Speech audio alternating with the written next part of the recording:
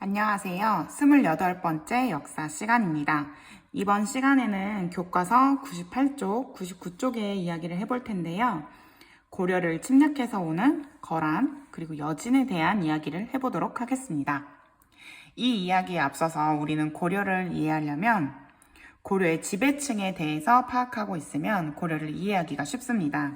그래서 고려의 지배층에 대한 이야기를 먼저 해보도록 하겠습니다. 고려의 역사를 처음부터 끝까지, 그러니까 고려를 세운 태조부터 고려를 끝을 내는 공양왕까지의 역사를 한 번에 살펴보는 건데요. 이 이야기를 한 번에 살펴볼 때 지배층이 어떻게 변화하는지를 위주로 살펴보면 고려를 이해하기 쉽습니다. 우선 고려의 지배층은 4가지가 있습니다. 첫 번째는 호족, 두 번째는 문벌 귀족, 그리고 세 번째는 무신, 네 번째는 권문세족. 이렇게 4개의 지배층이 시간의 흐름에 따라서 순서대로 변화해 가는데요. 우선 첫 번째, 태조 초기부터 정권을 잡았던 고려의 지배층은 바로 호족이었습니다. 호족은 우리가 어디서 이야기를 들어봤죠? 신라 말기부터 우리는 이 호족의 등장을 살펴보았습니다. 호족은 신라 말기부터 정권을 쥐게 되는데 지방에서 세력을 잡은 사람들이었어요. 그들을 스스로 성주 혹은 장군이라고 불리면서 지방에 있는 백성들을 장악하는 모습을 보여줬죠. 그리고 이러한 호족 세력들은 육두품과 손을 잡았었고, 이 세력들을 기반으로 왕건은 고려를 세우게 되었습니다. 고려를 세운 왕건은 호족의 도움을 받아서 고려를 세웠기 때문에 이들의 세력이 초창기에는 강할 수밖에 없었어요. 그래서 이 호족들의 세력이 강한 와중에 호족들의 세력을 누르고 왕권을 강화하고자 하는 왕이 나타났습니다. 그 왕이 바로 광종이었어요. 광종은 자신이 왕권 강화를 위해서 여러 가지 제도를 실시하게 됩니다. 특히 그 중에 노비안건법이 있었고, 그 후에 과거 제도가 있었죠. 여기까지는 배운 내용이에요. 기억하고 있죠? 자, 이제 과거제가 생겼기 때문에 이 호족들은 과거제를 통해서 시험을 보고 관리가 되어야 했습니다. 그 전까지는 이 과거제라는 시험이 없었기 때문에 자신이 세력이 강하다면 누구나 관료가 될 수 있었는데 이제는 그렇지 않게 된 거죠. 과거제도에서는 유교적인 공부를 열심히 한 사람들이 관리가 됐습니다. 그리고 이 과거제 시험을 통해서 그들을 관리로 채택해준 사람은 바로 왕이었기 때문에 왕에 대한 충성심이 높아졌죠. 이 제도는 처음에는 왕권을 강화하기 위해서 만들었던 제도입니다. 그런데 시간이 가면 갈수록 이 사람들이 과거제를 통해서 고위 관직을 독점하고 그들의 가문이 이어져 나오면서 귀족 세력화하기 시작합니다. 그렇게 등장한 것이 바로 문벌 귀족입니다. 그들의 가문은 벌여를 이루고 자기들끼리 모여서 귀족을 형성했습니다. 이들은 점점 자신들 위주로 정치를 이끌어 나가기 시작했고 고려의 당당한 지배층으로 행사하기 시작했죠. 그런데 고인물은 썩는 법입니다. 자신들끼리 권력을 독점하고 막대한 부를 향상시키면서 잘 먹고 잘 살다가 이거에 불만을 갖는 사람들이 생기기 시작한 거예요. 그때 이들에게 불만을 겨눴던 사람들이 바로 무신입니다. 이 무신들은 문신들과 마찬가지로 둘 다 국가의 관리들이었어요. 둘 다 국가의 관리들이었는데 이 문신들을 위주로 한 문벌 귀족들이 정치를 장악하면서 무신들은 좀 뒷전으로 밀려나갔죠. 무신들은 여러 가지 차별을 받았습니다. 문신과 같은 품계에 있는 사람들이라도 이 사람들은 월급을 더 조금 받았고 여러 가지 대우에서 차별을 계속해서 받고 있었어요. 그러다가 무신들의 분노는 극에 달했고 결국 정변을 일으키게 됩니다. 그것이 바로 1170년의 무신정변입니다. 이 무신정변은 성공했고 이 무신들이 이제 지배층으로 당당하게 자리매김하게 됩니다. 이게 바로 무신들이 정권을 잡게 되는 시기입니다. 고려를 두 개의 부분으로 나눈다고 하면 이 무신 정변을 기준으로 고려의 전기 그리고 고려의 후기로 나눠서 이해해 볼 수 있겠습니다. 자, 이제는 무신 정권의 시대입니다. 무신들은 정치를 하던 세력이 아니고 군사를 중심으로 움직였던 세력이었습니다. 그런데 이제 자신들이 무신 정변을 통해서 문신들을 죽여버렸죠. 자신들이 책임지고 고려를 맡아서 정치적으로 운영해 나가야 할 몫이 생긴 겁니다. 처음에는 자기들끼리 잘 해보겠다고 했지만 한계가 있었습니다. 그래서 문신들을 자신들의 아래에 등용해서 정치를 이끌어 나가기 시작합니다. 그런데 이때 외부적인 세력으로 원나라가 등장합니다. 중국의 통일 왕조인 원나라는 유럽까지도 영향력을 미쳤고 우리 고려에게도 손을 뻗치게 된 겁니다. 이 과정에서 원나라와 연결이 있는 세력들이 이 지배층으로 성장하게 됩니다. 그것이 바로 권문 세족이라고 할 수 있겠습니다. 원나라와 영향을 가깝게 하는 사람들은 어떤 사람이 있을까요? 통역관이 있을 수 있겠죠. 원나라의 언어를 할 수 있는 사람들 말이에요. 그래서 이런 사람들이 영향력이 강해졌고 또한 이 원나라에 가서 황제에게 시집을 간 여자들도 생겨나가기 시작합니다. 그러면서 그와 관련된 사람들이 영향력이 강력해지게 되었습니다. 이 권문세족들은 이렇게 원 간섭기부터 새로운 지배 세력으로 성장을 하게 되고 원나라 세력에 기대서 부와 권력을 유지했기 때문에 친원적인 성격이 강했습니다. 원나라와 친하게 지내는 성격이 강했다는 거예요. 그리고 이 사람들은 주로 음서를 통해서 관직에 나아갔고요. 고위 관직을 독점하면서 백성들의 토지를 빼앗고 거대한 농장을 운영하고 상업을 통해서 부를 쌓으면서 자신들끼리 소수의 권력을 독점해 나가기 시작합니다. 그러면서 이때 되면 왕권은 약화되고 국가의 재정도 어려워지는 상황으로 변화되게 되죠. 통일신라 말기의 본 모습과 비슷하죠. 이제 백성들은 살기가 점점 어려워졌습니다. 그러다가 이때쯤 되면 이제 이 썩어가는 고려는 더 이상 볼 것이 없다. 어떻게 해야 될 것인가? 이런 문제를 가지고 이야기를 하는 사람들이 나타나게 됩니다. 그리고 조선이 세워지게 되는 거죠. 여기까지가 고려의 역사를 한눈에 한번 살펴본 내용입니다. 그러면 이 지배층의 변화 내용을 토대로 다음 이야기를 해보도록 할게요. 바로 처음에 시작하려고 했던 거란과 여진에 대한 이야기입니다. 거란 그리고 여진 이 두 세력은 다 중국에 있었던 민족들입니다. 거란이 세운 나라는 요나라가 있었고요. 여진이 세운 나라는 금나라가 있었습니다. 이거를 기준으로 한 번씩 알아보도록 하겠습니다. 교과서 98쪽에 있는 그림입니다. 여기 보면 고려가 있죠? 그리고 송나라가 있고 금이 있고 그리고 거란이 세운 요나라, 여진이 세운 금나라, 발해 일본까지의 12세기 초까지의 동아시아의 국제관계를 표현해준 그림이 있습니다. 이 그림을 토대로 선생님의 설명을 들으면 조금 더 이해하기 쉬울 것 같아요.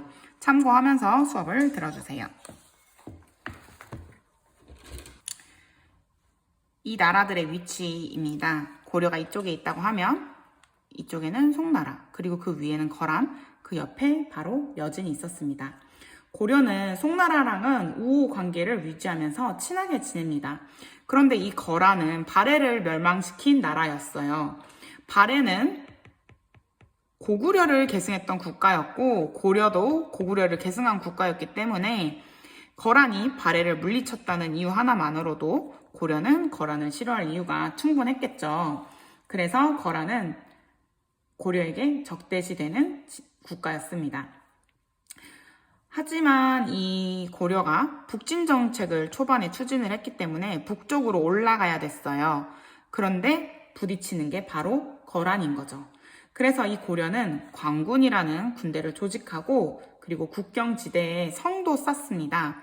이런 식으로 북쪽의 경계를 쌓는 모습을 보여주게 됩니다. 거란의 침입에 대비하는 거죠. 이 거란은 자신을 적대시하는 고려를 침략해오기 위해서 우선 송나라와 대립하는 모습을 보여줍니다. 그런데 송나라를 공격하기에 앞서서 정안국이라는 국가를 멸망시킵니다. 정안국은 발해의 유민이 세운 국가였어요. 정안국이라는 나라가 고려 그리고 송나라랑도 친하게 지내면서 이 거란을 괴롭혔기 때문에 거란은 송나라를 쳐들어가거나 고려를 쳐들어가기 위해서는 정안국이라는 나라를 먼저 없앴어야 합니다. 그래서 정안국을 멸망시켰고요. 그리고 나서 고려를 공격하게 되었습니다. 거란은 총 크게 3차례에 걸쳐서 고려를 침입해 옵니다. 처음에는 침입해 왔을 때 우리는 거란과의 전쟁에서 강동 6주를 획득하게 됩니다. 이 이야기에 대해서 교과서 99쪽에 있는 주제탐구 서희의 외교 단판을 읽어보면서 이야기를 해보도록 하겠습니다. 소손영이라는 거란의 장수가 오게 되고 우리나라에서는 서희 장군이 이 사람들과 만나게 됩니다. 소손영 장군이 말을 하죠. 고려가 우리의 국경을 침범하고 있다. 또 고려는 우리와 국경을 접하고 있음에도 어찌 멀리 떨어진 송과 사귀는가. 우리에게 땅을 떼어 바치고 신하의 예를 갖춘다면 무사할 것이다. 라고 협박을 합니다. 그런데 서희는 이렇게 이야기를 해요. 고려는 고구려를 계승한 나라로 압록강 안팎이 고려의 땅이다. 만일 여진을 쫓아내 우리의 옛 영토를 되찾게 해준다면 그대의 나라와 외교 관계를 맺을 것이다. 라는 이야기를 하게 됩니다. 거란이 우리나라에 와서 이런 이야기를 했던 건 송나라에 쳐들어가기 위함인데요. 거란이 송나라를 공격했을 때 우리 고려가 송나라를 도와주게 된다면 거란의 입장에서는 배후가 안전하지 못한 상황이 되겠죠. 그래서 우리나라에 와서 이런 이야기를 하게 되는 겁니다. 그러므로 거란과 고려가 친해지자라는 이야기를 하는 거죠. 거란과 고려가 친해지면 이쪽에 있는 송나라를 거란이 공격할 때 고려가 송나라를 도와주지 않을 테니까요. 그래서 이 의도를 파악한 서희는 이렇게 이야기를 하게 된 거예요. 자, 그러면 원래 여진은 여기까지 땅을 차지하고 있었습니다. 거란이 이 지역을 빼앗아서 우리나라 고려에 주게 되면 우리는 여진을 거치지 않고 바로 거란과 교류할 수 있게 국경이 접하게 됩니다. 우리 입장에서는 전쟁을 하지 않고 이렇게 서희가 외교적으로 이 땅을 거란에게서 빼앗아 온 거라고 볼 수 있겠습니다. 거란은 이 지역을 고려해 주면서 어떤 생각을 했을까요? 이제 거란과 고려는 친하게 지내겠구나. 고려에서는 이제 거란과 친하게 지내기 때문에 우리 거란이 송나라를 공격할 때 고려가 송나라를 도와주지 않겠구나. 배후가 안정되겠구나. 라는 생각을 했을 겁니다. 이렇게 강동 6주를 거란이 우리나라에게 주고 나서 우리는 이제 거란과 친하게 지내기로 약속을 했어요. 그런데 우리는 이 약속을 지키지 않고 송나라랑 계속해서 친하게 지내는 거죠. 거란이 보기에 이 모습은 마음에 들지 않았습니다. 하지만 핑계거리가 필요했겠죠. 그때 핑계를 제공해 준 것이 바로 강조의 정변입니다. 강조라는 사람은 목종을 몰아내고 현종을 즉위시킵니다. 자신의 입맛에 맞는 왕을 바꿔버린 거죠. 이걸 핑계 삼아 거란은 우리나라에 쳐들어오게 됩니다. 아니, 고려의 왕을 바꿨는데 왜 거란이 그걸 가지고 핑계 삼아서 오는 걸까요? 그들에게는 적당한 핑계거리가 필요했고 그 적당한 사건이 터졌던 거죠. 그래서 거란은 그 구실로 고려에 들어와서 옳지 못한 일을 한 강조를 혼내주겠다고 하는 겁니다. 이때 개경까지 쳐들어와서 개경은 함락되기도 해요.